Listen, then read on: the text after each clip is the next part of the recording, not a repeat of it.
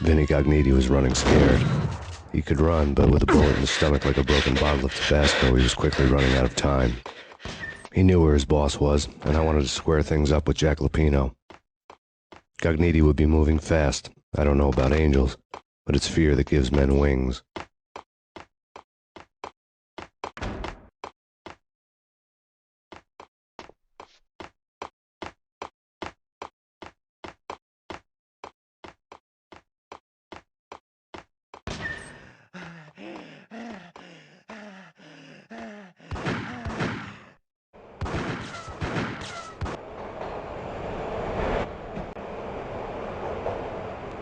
Gognitti hitched a ride. To catch him, I'd have to follow his lead.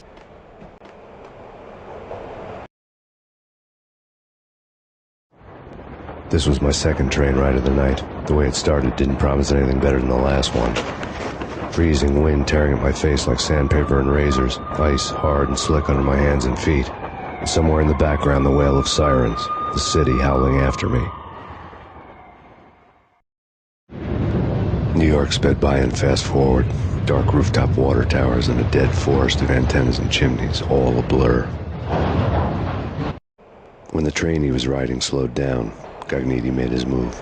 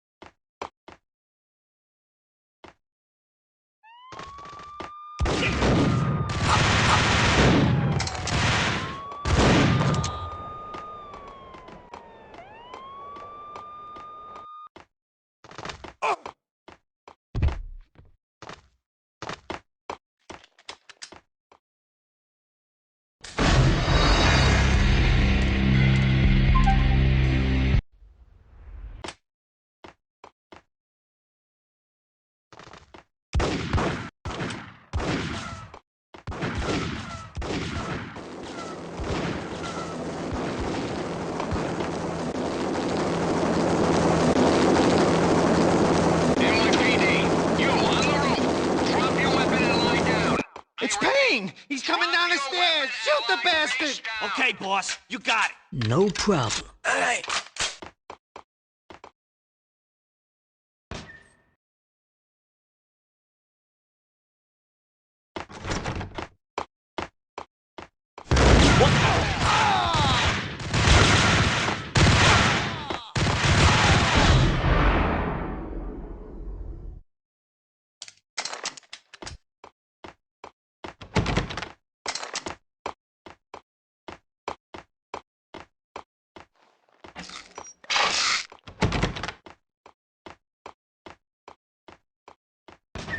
Yo!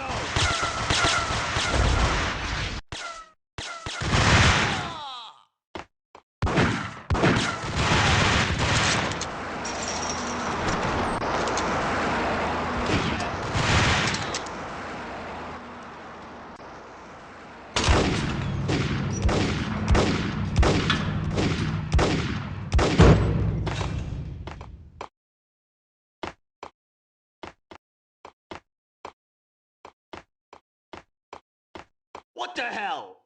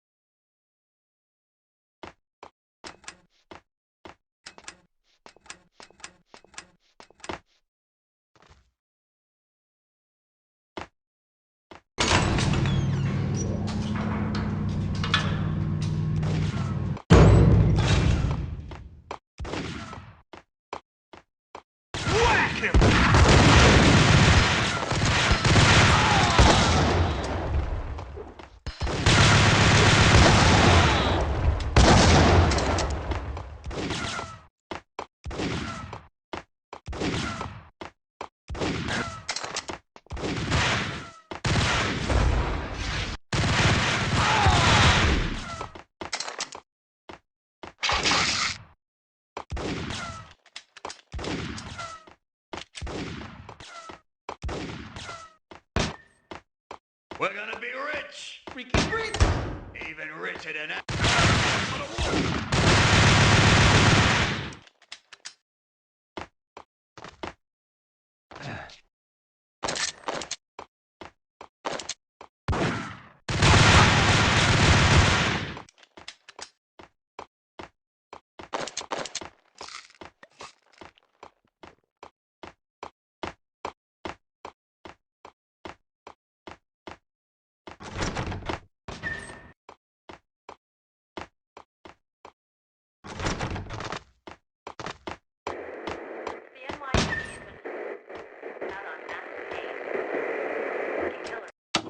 Max Payne has nowhere left to go. We are very close to capturing him. You'll get a full statement then.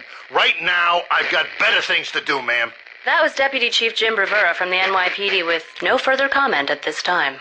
Apart from his suspicious food habits, I figured Bravura to be one of the good guys. Fate had just dropped us on different sides in this. But when it came to capturing me, he was way out of his league. I had already ditched the cops a couple of rooftops back. For now.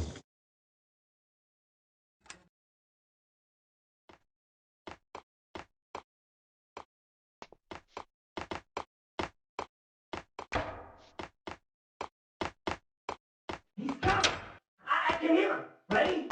Keep your guns pointed at the... Gun him down.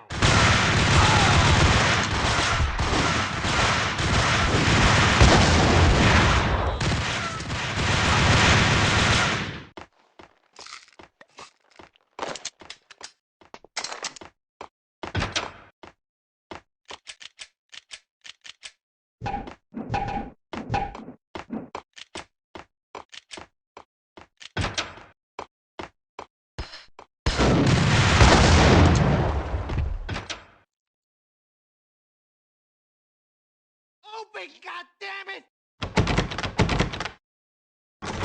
Payne! I'll kill you, you lousy freaking cop! Whack him.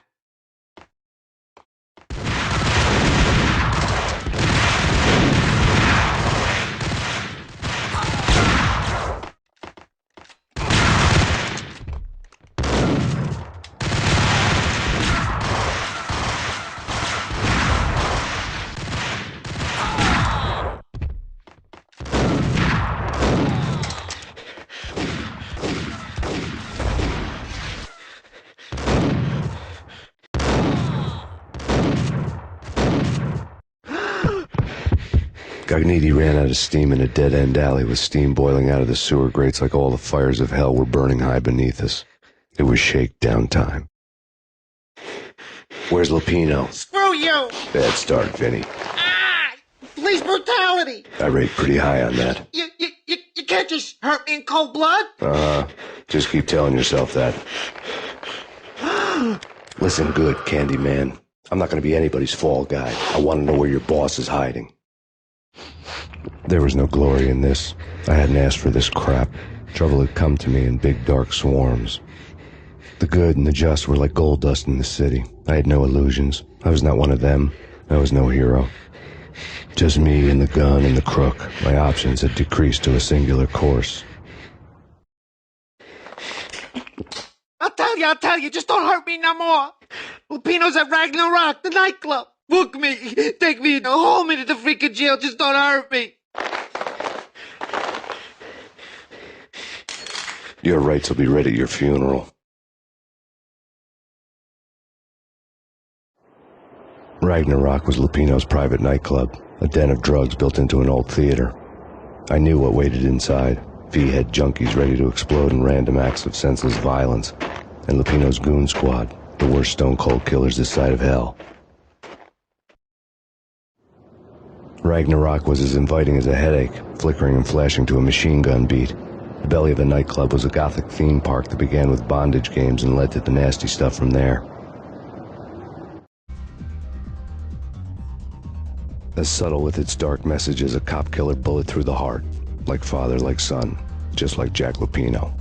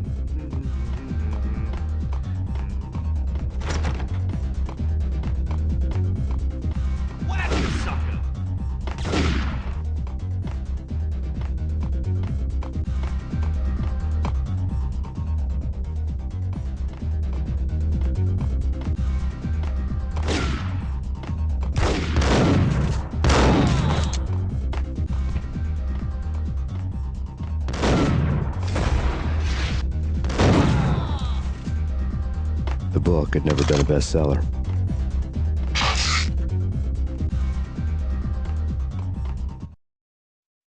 Given the setting, I was surprised to find that somebody had been passing time reading.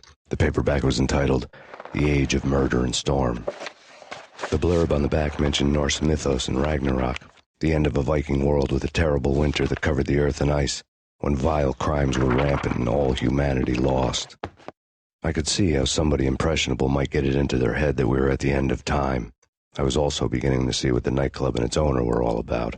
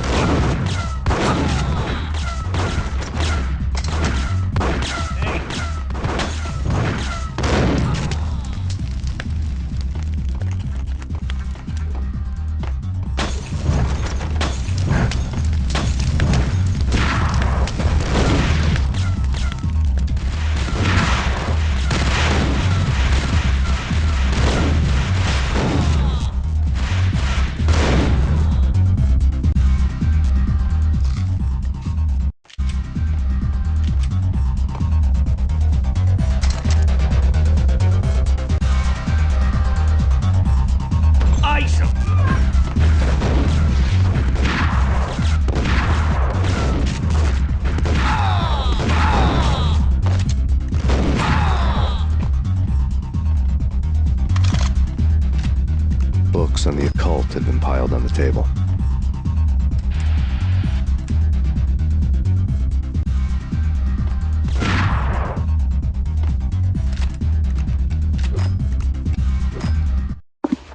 The room was stacked with light reading, such as Necronomicon, Witchcraft, and Paradise Lost. Old exotic titles like Malleus Maleficarum and De Umbrarum Reini Novum Portus. Books with pentagrams on their covers, all dealing with the occult and the infernal, lying between stacks of horror videos and a couple of Ouija boards. The only thing I could take seriously was the thought of Lupino taking it seriously. He had been spending a lot of time getting intimate with the guy downstairs.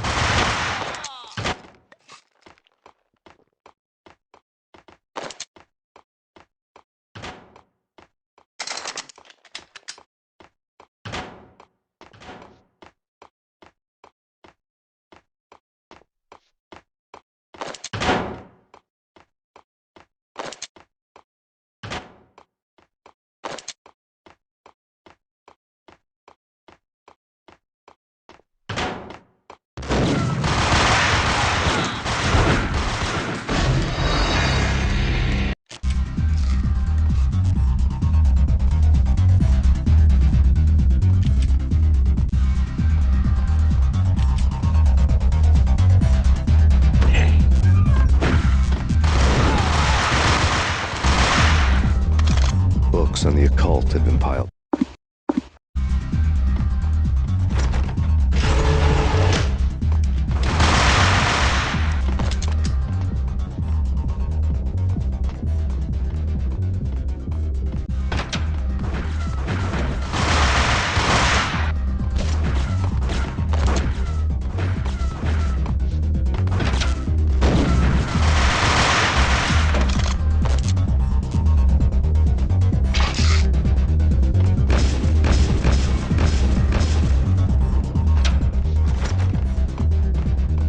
Wow, with Dino, I wouldn't say anything.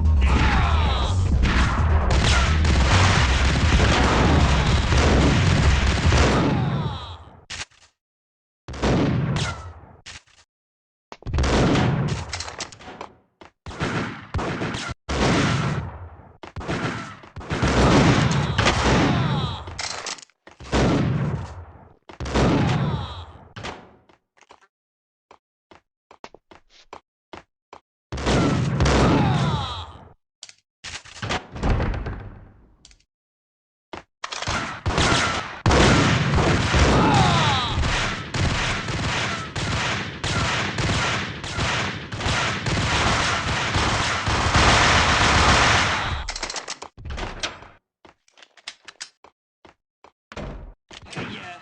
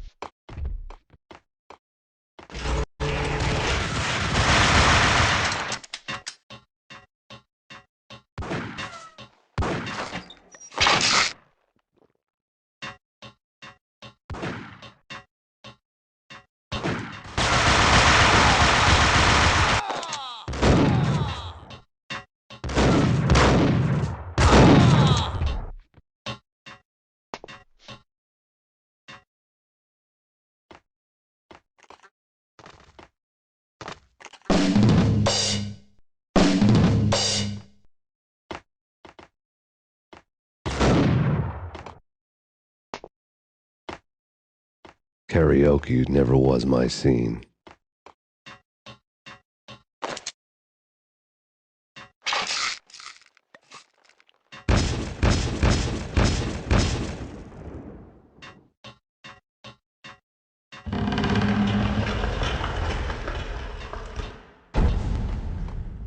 Hold it!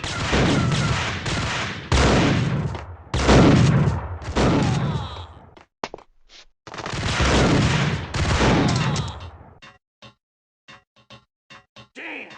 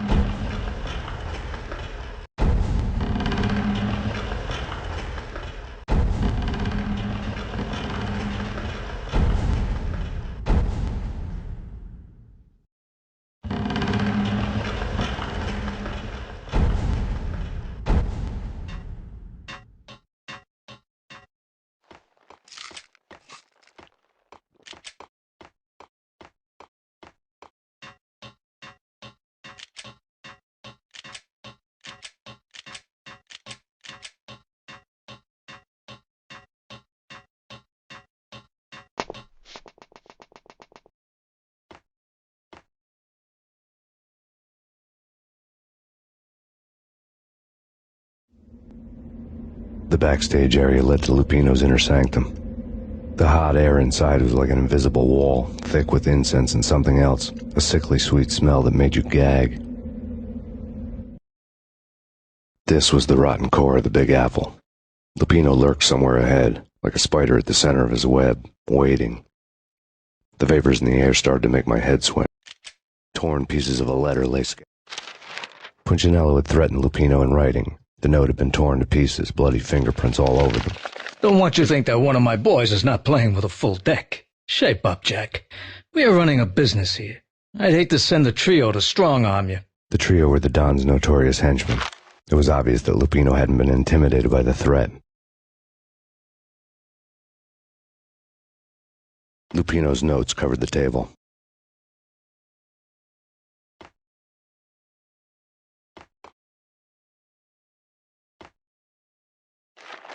Jack Lupino was crazy, all right.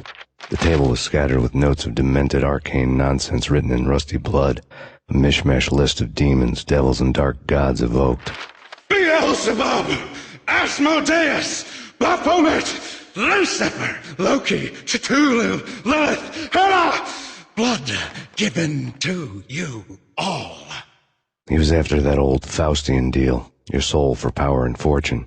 Just sign on the dotted line with your blood. Lupino's notebook lay. Jack Lupino was crazy, all right. Mythic wolves, let loose to devour the sun and the moon.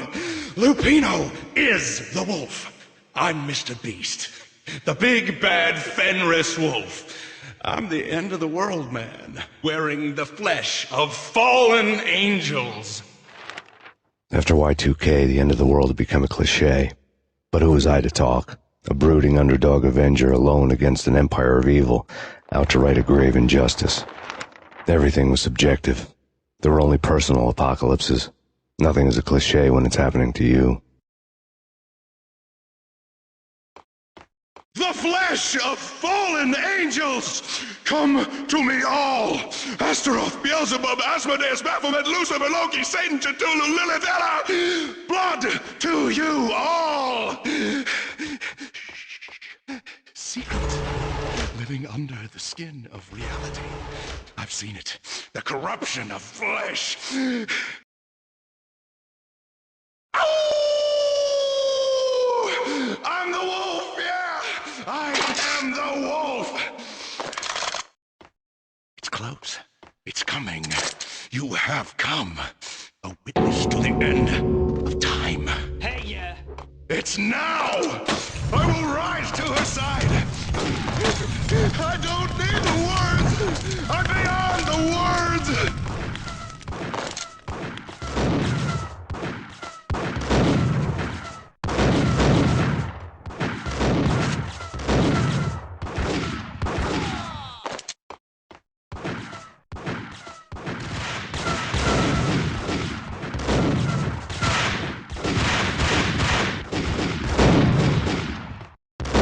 What the hell?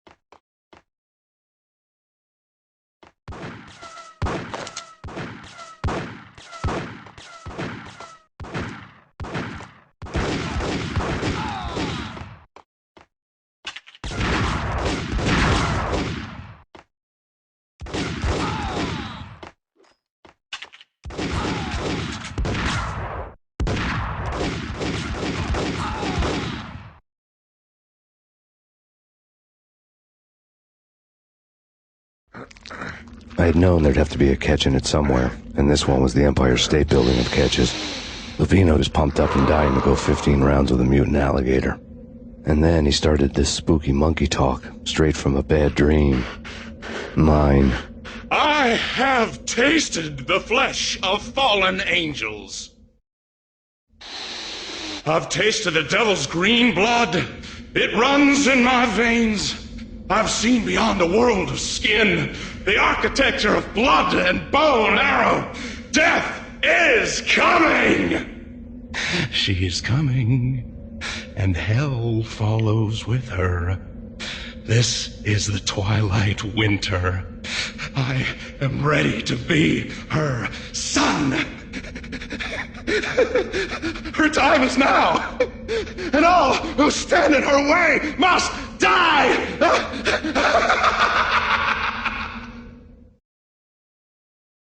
Die! You'll die! You'll die! Now! Oh! Die!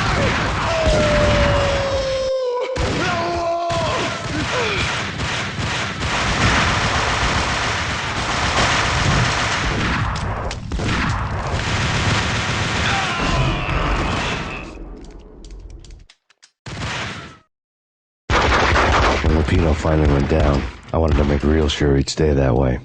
V was a bad monster. Turned them into friggin' zombie demons from outer space. I think he's dead already. Huh? And that's when it happened. But dead or not, you've got the wrong guy. In stepped this knockout femme fatale holding a gun to my face. I returned the favor. Lisa Punchinello. Lisa Punchinello was the Don's wife. Mona Sachs. Lisa's evil twin. Your safety's off, evil twin. You might hurt someone with that gun of yours. Lisa's the damsel in distress. I'm the professional.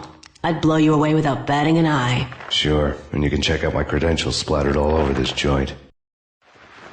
Jack couldn't have framed you. Not the state he was in. We're after the same slime bag. Angelo Punchinello's the one who murdered your friend and framed you with it. You know this for a fact. I've got my sources. I don't have a clue these days. I just shoot 'em as they come. Who put a contract on the Archfiend? This one's mine. I hate the guts of that sadistic wife-beater. Why not pool our bullets for this one? I thought you'd never ask. My finger was starting to twitch. How do you like your whiskey? I'm easy, as long as you don't try to slip me a Mickey. You're a real angel, Max.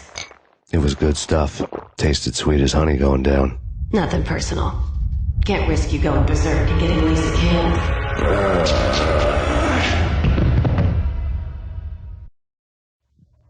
The nightmare was always the same. Violent shapes moving in darkness, old and ugly. The killer's mad laughter was a riddle filled with wicked innuendo.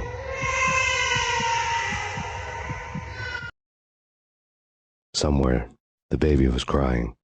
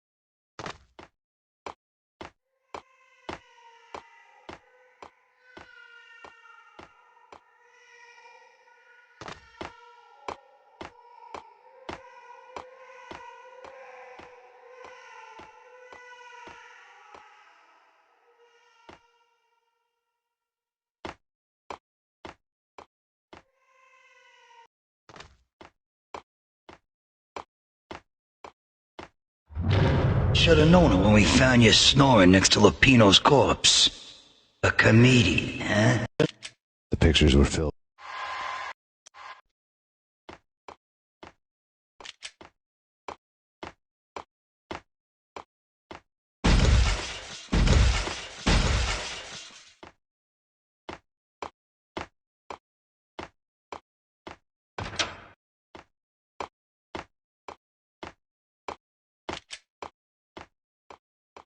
I really love to watch cartoons.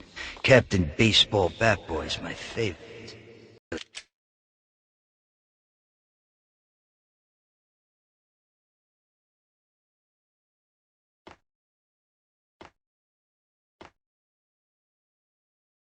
I really love to watch cartoons.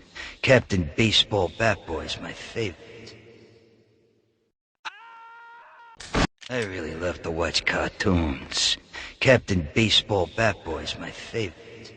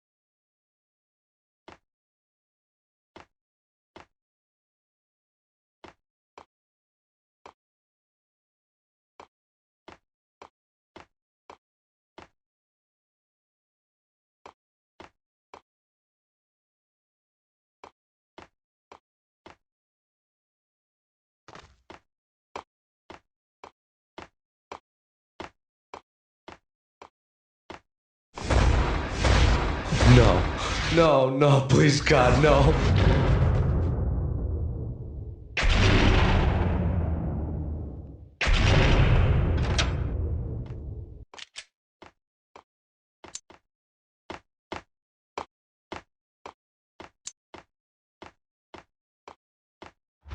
Slice them, dice them, shoot them full of holes, blow them to bits, vaporize them, disintegrate them. No matter what you do, they'll still be back good as new. Michelle's diary lay on the table. Max, no, please, Max. Why? I didn't mean to. I'm sorry.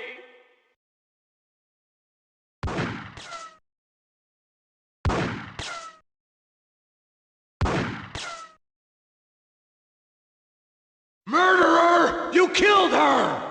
Nothing like that ever happens in the real world.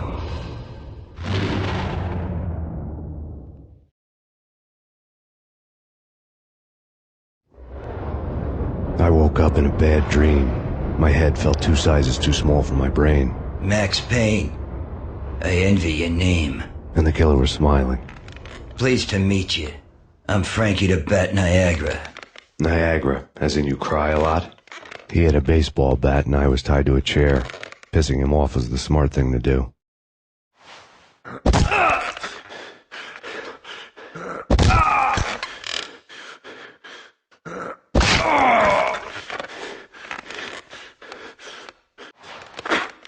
Nothing wrong with a little laugh now and then. Take me, for example. I love to watch cartoons. Cartoon violence is a fascinating thing. Let's take a break. I need to take a leak and maybe grab a cold one at the bar. Don't worry. I'll be back to finish this off. And then, it's checkout time. You play, you pay, you bastard. He swaggered out, and the door clanged shut behind him, locks clicking into place. Everyone makes mistakes. Mine hadn't been to crack jokes about the goon with the bat. He'd have cracked my skull regardless. It hadn't even been to trust a girl with a gun. I had blindly gone after the first bad guy on my hit list when I should have been aiming further up the ladder, at the head of the Punchinello family. I couldn't bring myself to be pissed at Mona. Guess I had a soft spot for a pretty face.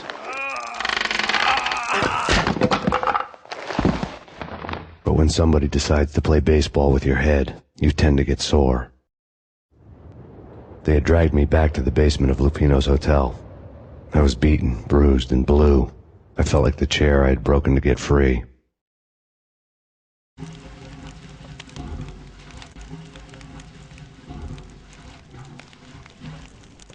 All I had was Niagara's bat, sticky with my own blood.